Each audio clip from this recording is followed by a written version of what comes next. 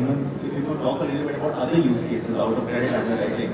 So AI works best when you have structured data coming and the problem statement is structured. So, however, if the data is not structured, or if the problem statement has been where the heavy lifting is done by human mind, there's still there's still some way to go there. That's why I think credit underwriting, as Shankar was saying, will pick up in India because the guardrails have been put up. Having said that, I think credit underwriting is like Virat Kohli or Sachin Tendulkar of banking, so it gets a lot of eyeballs.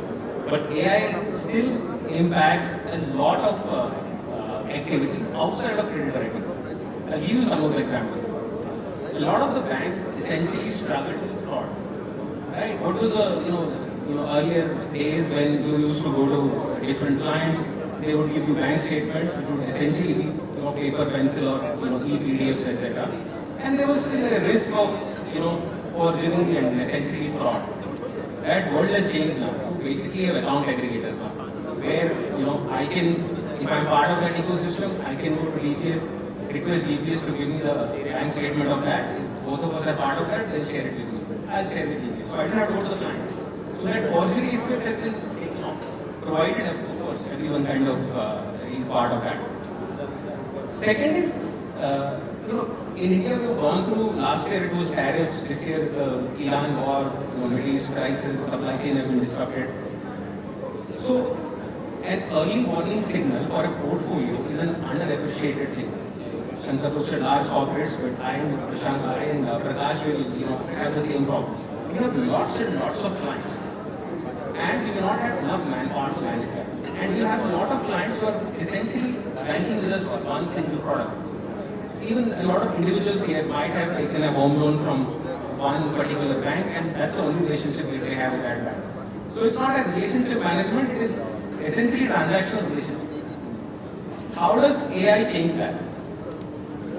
And it gives you early warning signals. You can basically look at sectors which are getting affected. What is the first order effect? What is the second order effect? That part is still easy. Then you cut through the portfolio and then you look at the clients within that. Within those clients, are there any clients where you are seeing stress in their transaction through the account aggregator system with other banks? Are there any debits which have increased? Are there any credits which have not come on time or are lesser? Then you know that there is some problem here. Then you can go to that client and have a more structured decision. And then you have, government has of late released CGTMSE loans for SME clients. Then you can go to that client and say, look, you look like under stress, you want this, and then it becomes a more structured discussion. Similarly in collections, I think every man and his dog understands collections, but it's a heavy duty operation. In collections, AI can separate a lot of clients which don't need a lot of pushing and nudging from you. They can be automated, and then you can have a structured conversation with other set of clients who might need forbearance or legal implications. So there, I think it affects a lot.